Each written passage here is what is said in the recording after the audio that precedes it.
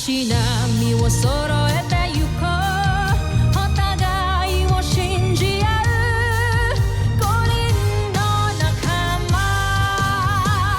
ボルテス5に預けた命飛ぶぜ宇宙の果てまでもみんなの笑顔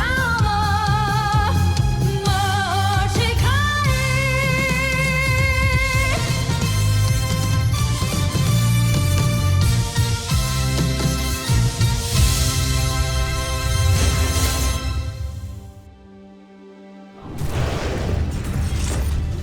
Nakaraan sa Voltes 5 Legacy. Nais kong makita ang mga nakuha mo. Mapag-aaralan ko na kung paano mapapabaksak ang kampo ninyo, Voltes 5. Napag-aralan na namin ng husto ang Voltes 5. Kaya naman ay, nakadesenyo na rin kami ng Beast Fighter na tatalo sa kanya. Ito yan eh! Nagugutom tuloy ako! Let's vote! Doc, we have a problem. Hindi ko kami makapag-vault in. Napasuka! Huwag mo lang patagalin! Pasukahin mo na! Voltes team! Ikaw, John, tanggalin mo to, please. Ito lang kayo. Kulang akong babalik sa laban.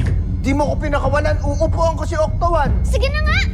Hindi ako papayag na magsasacrifice kang mag-isa kasi mahal kita, Steve! This is Ultra Marcon, an auxiliary ultra-electromagnetic generator. Naayos na nila muli ang mga makina ni Voltes 5. Deploy Ultra Marcon now. Let's vote in! Ultra Marcon, fire! Nire-reverse ng Ultra Marco ng energy ng Beast Fighter. Kaya pwede rin natin yung gawin. Napasabog natin ang counter weapon niya. Let's vote in! Bakit na buong Voltes 5? Hindi ko alam kung bakit! Labanan mo si Voltes 5. Masusunod! Laser Sword!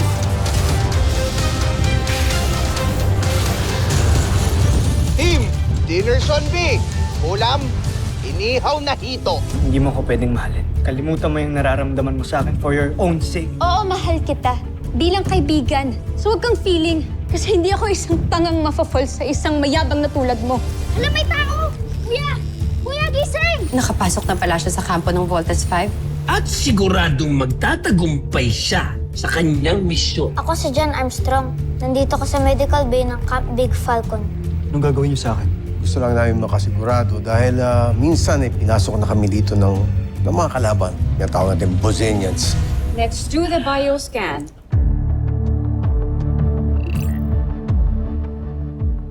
Alam mong napakadelikado ng misyon niya. Bakit hinayaan mo siya lamang mag-isa?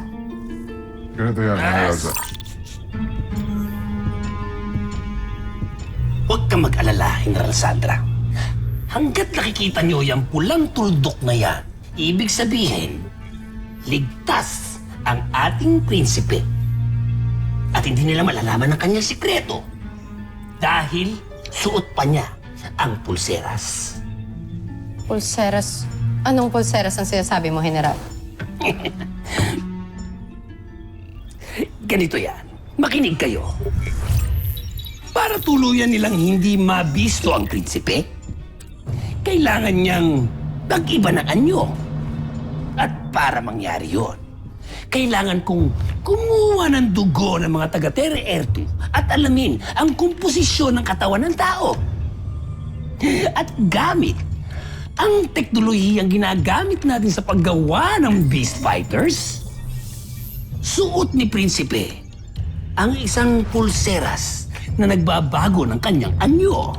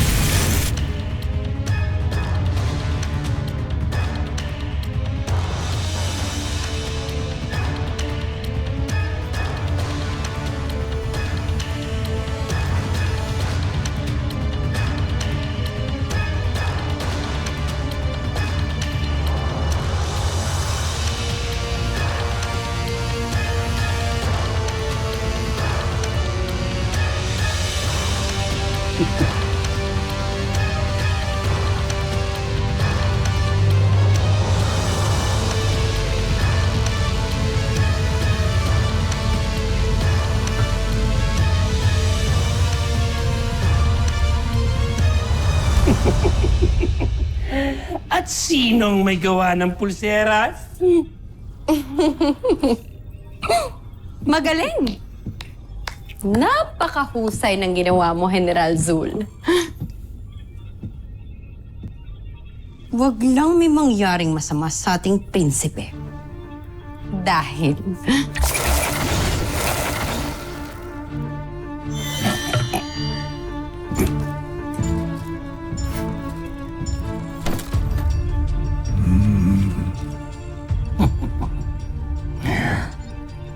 Ramdam na ramdam kong pagmamahal niyo sa akin. Magaling.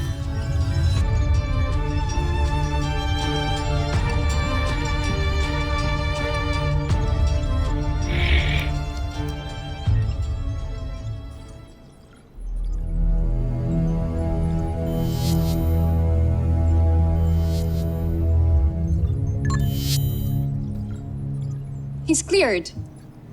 He's a human being. See? Kaya tama lang na tinulungan ko siya. Tama yun, best friend. Kapag may tao na kailangan ng tulong, kailangan natin tulungan. O, Iho. Gusto na bang pakiramdam mo yan? Maayos na ako. Kaya ko na siguro. Aalis na ako dito dahil ayoko pang storbohin kayong lahat. Maraming salamat sa inyong lahat. Lalo na sa'yo. Utang ko sa'yo ang buhay ko, Little John. Okay lang yun, kuya. You're very welcome po. O siya, sige. Hayaan natin siyang mapagbihesan. Let's go, let's go.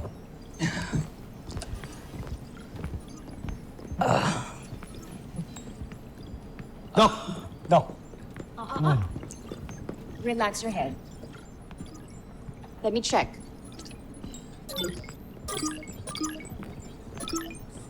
He's fine. He's just probably tired from his ordeal.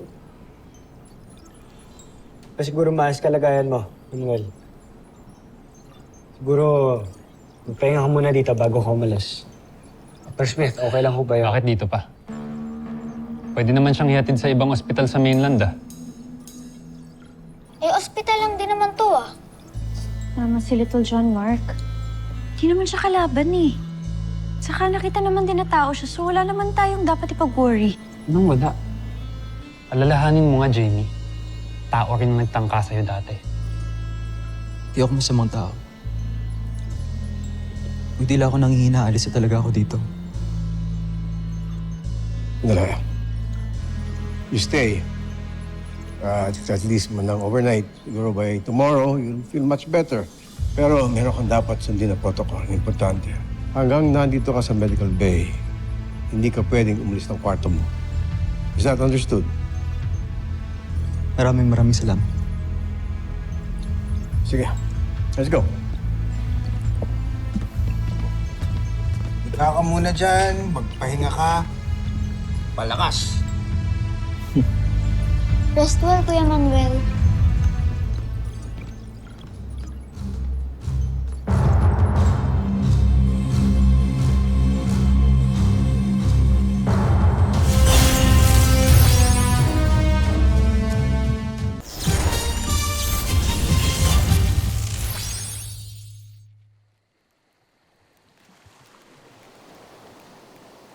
Buti pala pumayag yung security mo na iwan muna tayo. Manatin to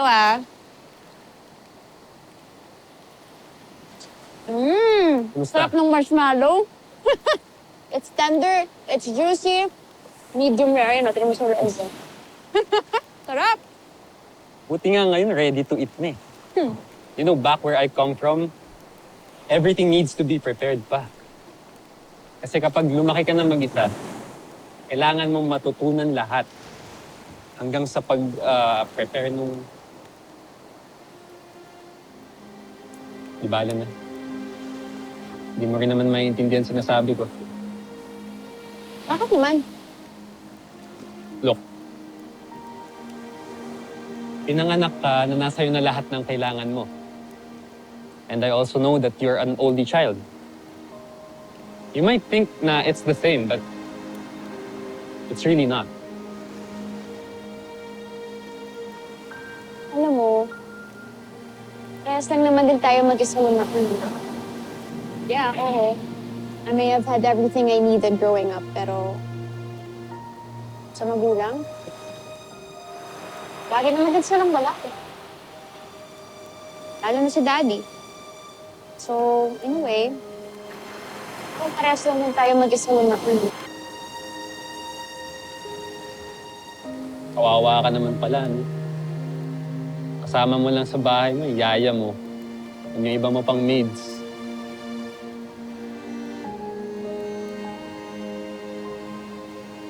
Jamie, sorry. Di lang kasi ako sanay makipag-usap. Wala kasi akong social skills.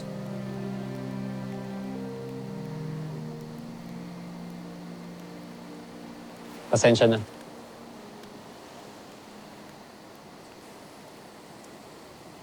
Jamie, believe me, I want this night to be meaningful.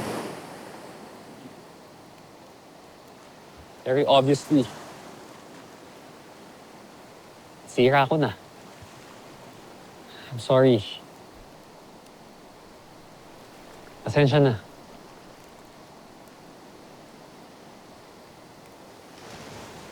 You want this night to be meaningful. Mark, ano ba to? Ano bang ginagawa natin? Bakit ginagawa mo para sa akin to? Hindi naman pwede na palagi mo na lang ako iniiwasan pagdating sa ganito. Kailangan natin i-define kung bakit, what this is. We have to define what this is. Hindi naman pwede na palagi na lang ako nang kukula, palagi na lang ako nalilito. Ano ba, Mark? May gusto ka ba sa akin? Hindi pa ba obvious, Jamie? Hindi pa ba obvious na gusto kita? Pero wala naman ako ine-expect na sagot, okay? Gusto ko lang makita mo, gusto ko lang malaman mo kung ano yung totoong ako. Na hindi ako masamang tao. Alam ko naman na mabuti kong tao eh. I know that you have a good heart. I know that you're a good person. I know that you're a good friend. Pero, for now, that's all I can give. But I'm your friend.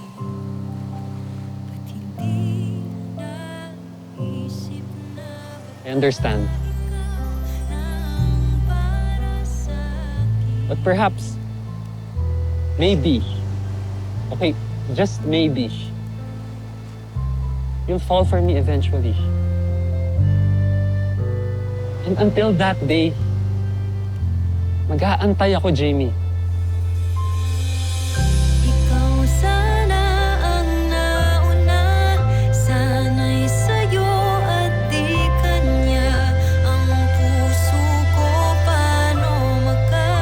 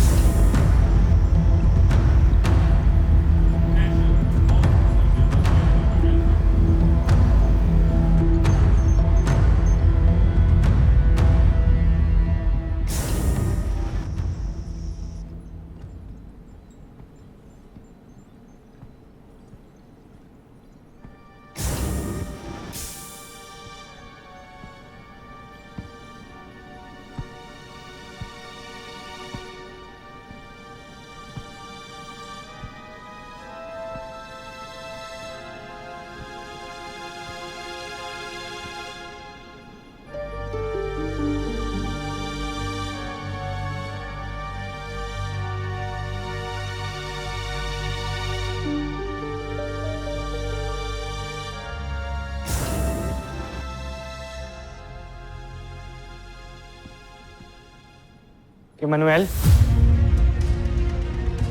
Ano ginagawa mo dito? Ano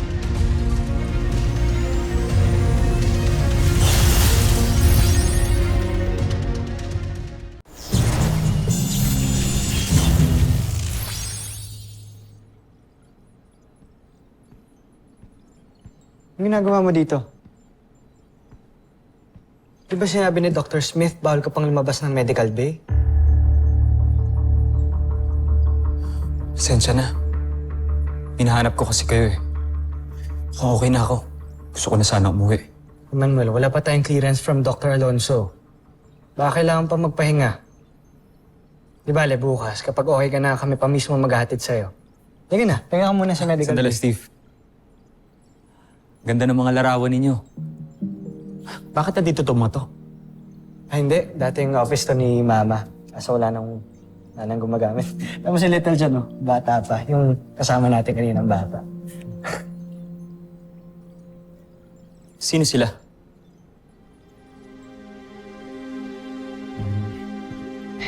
Mga magulang namin.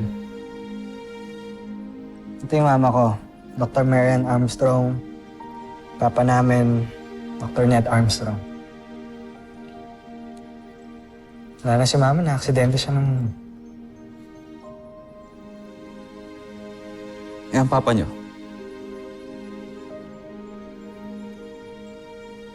We don't know. Hindi namin alam kung patay ba siya or kung nasan man. Kasi hindi namin alam eh, kasi naalala ko lang, dati, nung mga bata kami, sakay siya ng isang malaking spaceship eh. Feeling ko, umalis siya para pag-aralan yung kalawakan, ibang mga planets. Ibang planeta? Yeah. Mars, Jupiter. Di ko alam. Eh, doon lang naman pupunta yung mga malalaking spaceships, di ba? Pero hindi namin talaga alam kasi hindi na siya bumalik. No goodbyes, no closure.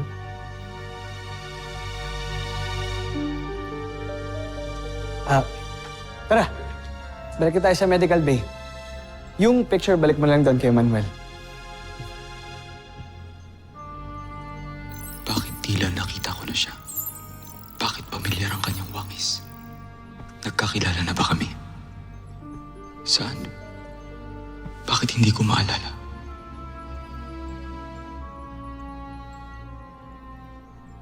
Kay Manuel. Let's go.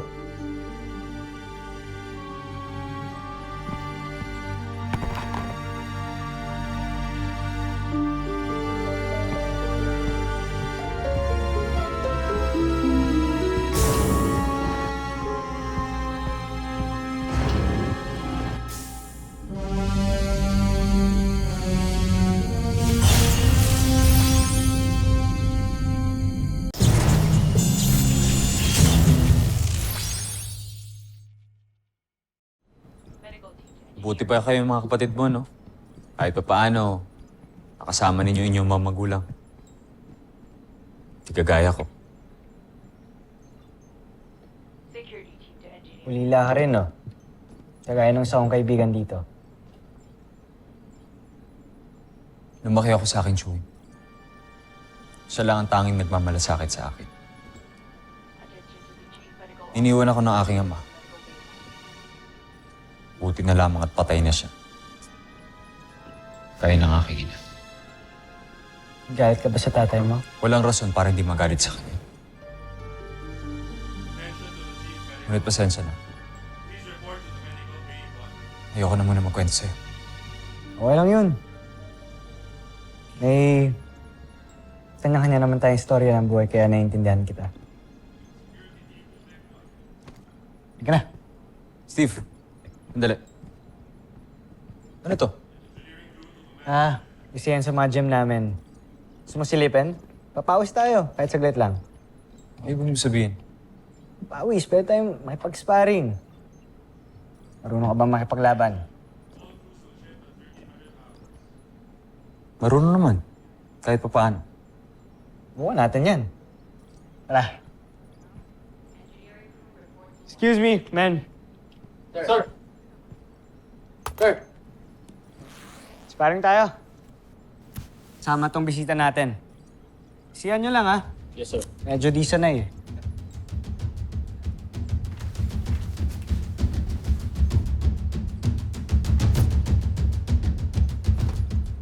Ready, Kuya Manuel? Sige.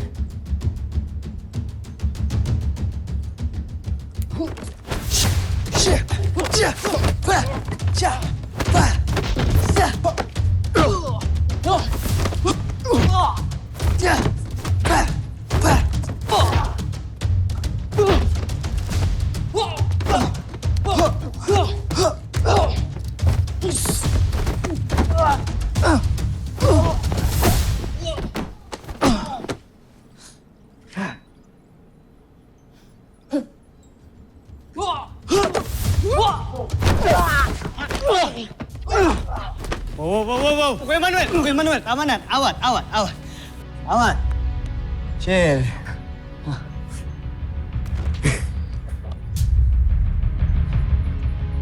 Sabi mo, hindi ka marunong. Alas kawawain mo na yung kasparing mo, eh. Niloko mo ata ako, eh. Magaling ka din naman, eh.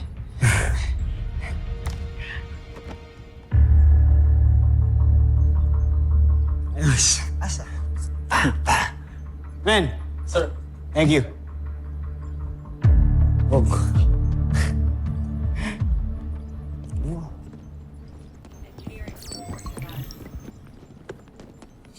Go ahead and continue that.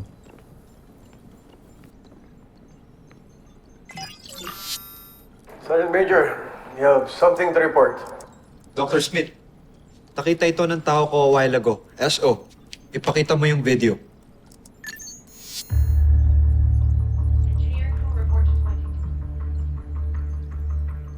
Hindi namin alam kung paano siya nakalabas ng medical bay dahil mukhang hindi nag-function ng CCTV, that's why pinapacheck right now. Pero base rito mukhang nagmamatsyag siya sa buong camp.